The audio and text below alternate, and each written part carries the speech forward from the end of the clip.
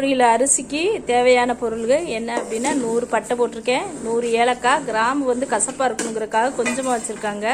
அப்புறம் 1/2 கிலோ சின்ன வெங்காயத்தோய் அந்த பட்டை, கிராம்பு, ஏலக்காய் எல்லாத்தையும் ஒன்றா மிக்சியில் அரைச்சிக்கிடணும். பெரிய வெங்காயம் 4 வெங்காயம் போட்டிருக்கு. தக்காளி வந்து 2 கிலோ தக்காளி, 3 கிலோ அரிசிக்கு 2 கிலோ தக்காளி, 50 பச்சை மிளகாய். உங்களுக்கு காரம் தேவை அப்படின்னா அதிகமானா இன்னும் கூட போடலாம், குறைஞ்சிச்சுன்னா கம்மியாக போட்டுக்கோங்க. அப்புறம் இஞ்சி வந்து 3 கிலோ இது பிரியாணிக்கு வந்து 1/2 கிலோ இஞ்சி போட்டிருக்கு. பூண்டு வந்து கிலோ பூண்டு குறைக்கணும்னா இஞ்சி பூண்டு கொஞ்சம் குறைச்சிக்கோங்க, உங்களுடைய தேவை. சரிம்மா.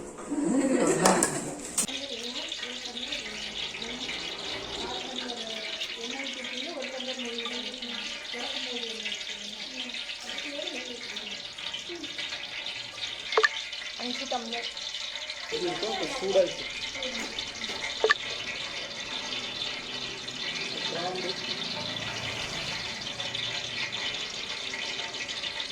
பட்டை, கிராம்பு போடணும், ஏலக்காய்,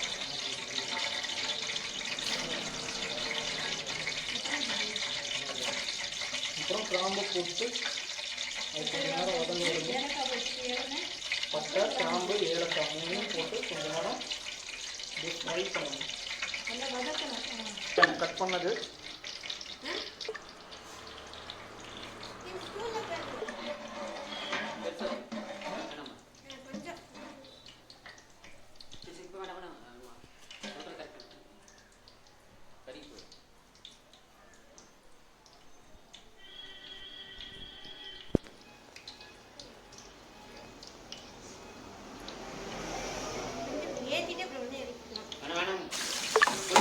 இப்பொழுது வெங்காயத்தை கொட்டியிருக்கிறோம். பெரிய வெங்காயம் அது நன்றாக வதக்கணும். அதாவது ப்ரௌன் கலரில் வரணும், அது வரையும் நல்லா வரும்.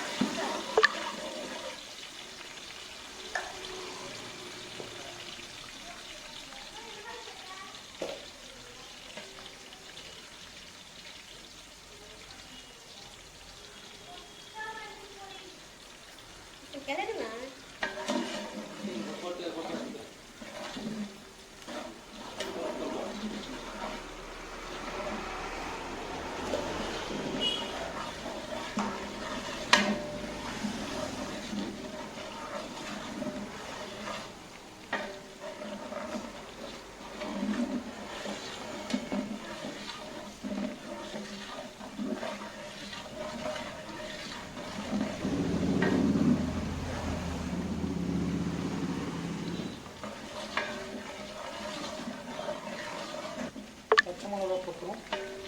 இது எல்லாத்தையும் சேர்த்து கொஞ்ச நேரம் வதங்க விடணும். பச்சை வாசனை போடக்கூடாது.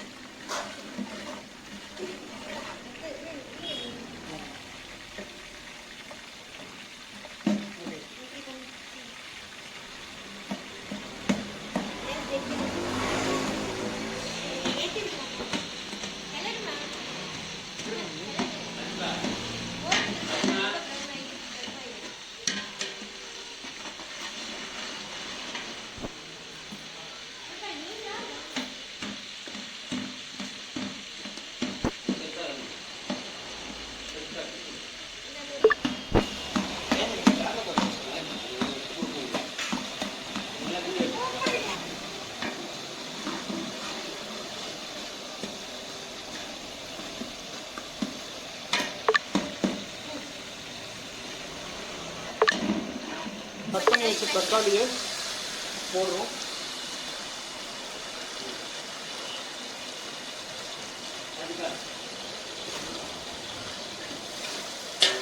இனிமேல் தான் கொஞ்சம் கேர்ஃபுல்லாக இருக்கணும், ஏன்னா எண்ணெயும் தண்ணியும் மிக்ஸ் ஆகிடுது. இந்த இடத்துல கறி பிடிக்கிறதுக்கு சான்சஸ் நிறைய இருக்குது, அதனால் மிக்ஸ் பண்ணிகிட்டே இருக்கு.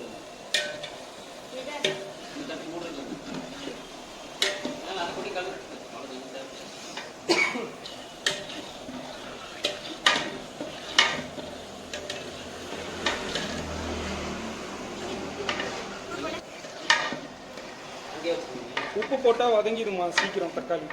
அதை நம்ம ஞாபகத்தில் வச்சுட்டு கொஞ்சம் கல்லுப்பு எடுத்து போட்டு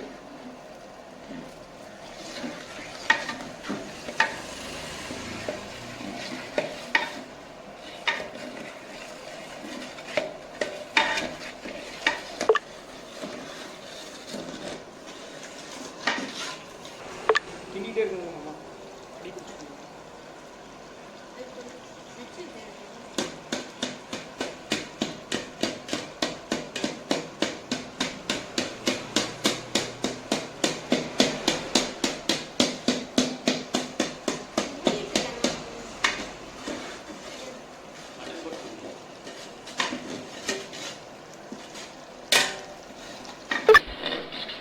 அதே பீஸாவாக சாப்பிடுவாங்க.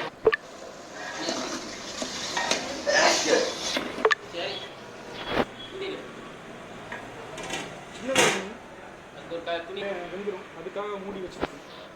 கொத்தமல்லி இருக்கும்போது வெடிக்கணும் இருக்கக்கூடாது.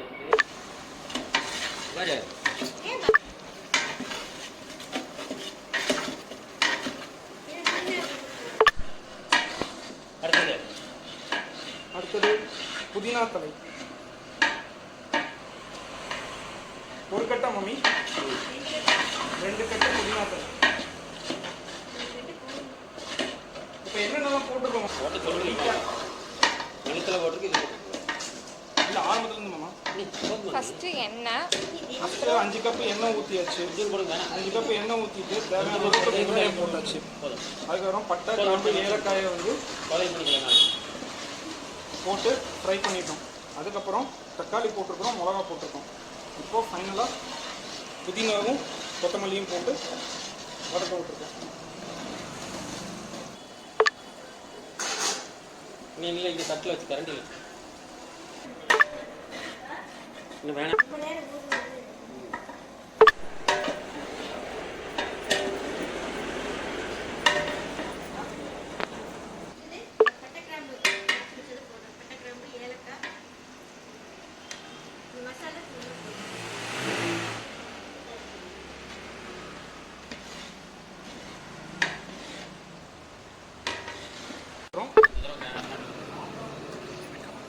கிராம்பு ஏலக்காய் அப்புறம் இஞ்சி பேஸ்ட் எல்லாத்தையும் அரைச்சி வச்சது எல்லாத்தையும் இப்போ கொட்டி கலக்கியாச்சு. இப்போ கொஞ்சம் தண்ணி ஊற்றணும்.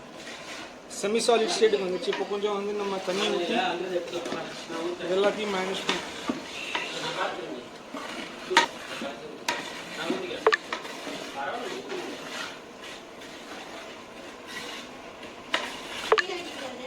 கலக்கி விட்டே இருக்கணும்.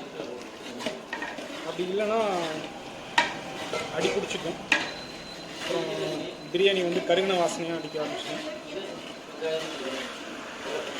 பேஸ்ட் இஞ்சி வெங்காயம் வெள்ளைப்பூண்டை மம்மி. ஓகே, இஞ்சி வெங்காயம் பேஸ்ட்டா இப்போ போட்டிருக்கிறது இஞ்சி வெங்காயம் பேஸ்ட்டு இருக்கணும். இருந்தால் தான் பெட்டரான டேஸ்ட், அந்த டெக்ஸ்சர் எல்லாமே கிடைக்கும். இல்லை நம்ம உள்ள தெரிச்சு வெளியே விழுகணும். தேவையான அளவு ஒரு 1/2 டீஸ்பூன். அடுத்தது க்ளீன் பண்ணி வச்ச மட்டனை இப்போ போட்டுறோம். இப்போ நம்ம போடுற அளவு எவ்வளோ மாமி? இப்போ எவ்வளோ கிலோக்கு செய்கிறோம் நம்ம?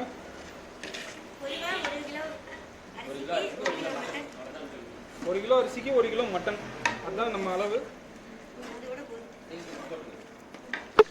இப்போ கொஞ்சம் உப்பு போட்டிருக்கோம், கல் உப்பு தேவையான அளவுக்கு போட்டுக்கோங்க.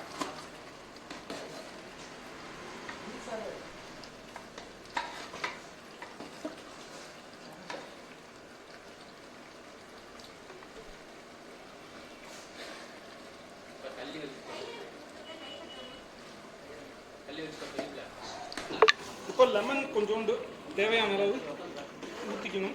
அதாவது புளிப்புக்காக, உங்கள் டேஸ்ட் எப்படி இருக்குன்னு உங்களுக்கும் தெரியும். புளிப்புக்காக லெமன் ஊற்றிக்கோங்க. அடுத்தது கொஞ்சம் அளவான முறையில் தண்ணியை ஊற்றிக்கோங்க, அடி பிடிக்கக்கூடாதுன்றதுக்காக.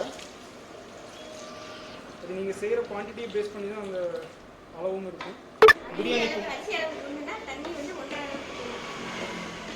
அரிசி அளவுக்கு 1 கிலோனா 1.5 லிட்டர் தண்ணி, 1.5 லிட்டர் தண்ணி இருக்கணும் அப்படின்றதுக்காக. மட்டன் வேகிறதுக்கு கொஞ்சம் உப்பு கொட்டிக்கிறோம், தேவையான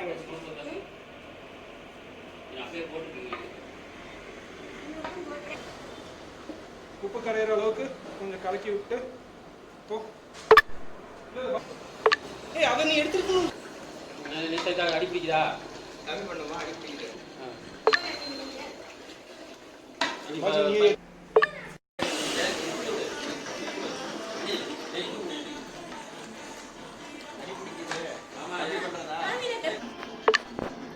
தண்ணி தொட்டுக்குங்க நீ. இன்னும் கொஞ்சம் 5 நிமிஷமா அதான் இந்த அளவே இருக்கட்டும். இன்னொரு டம்ளர் ஆரஞ்சு ரெட்டி தானே போதும். நீங்கள் தான் கலர் போட மாட்டீங்க. இப்போ தயிரும் தயிரும் ஜாஸ்தி போடும். நீ கண்டி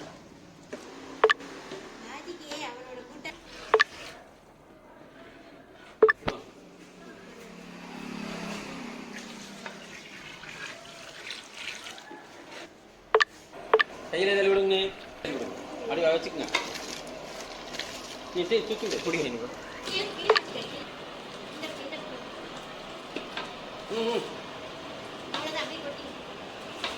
ம் வெரிக்கும்.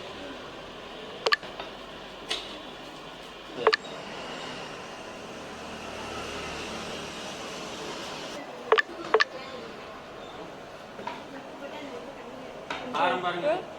புளிப்பு இருக்கான்னு பாருங்க. அப்படியே திருப்பி போட்டுக்கோ. ஒவ்வொரு பக்கமா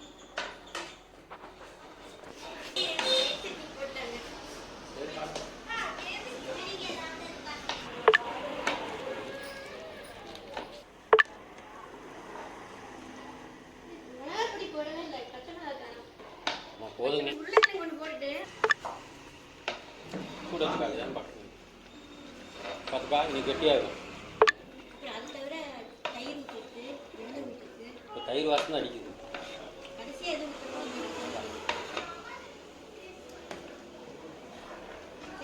சரி நைஸாக தண்ணி மாதிரி கொடு.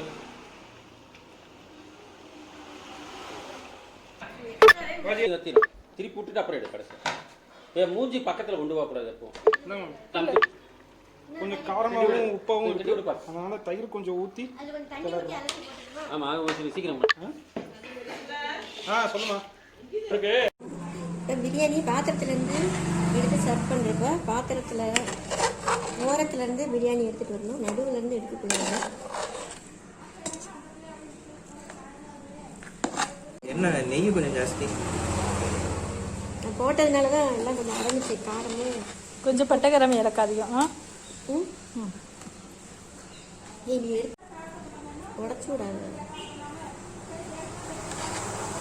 இன்னும் கொஞ்சம் இது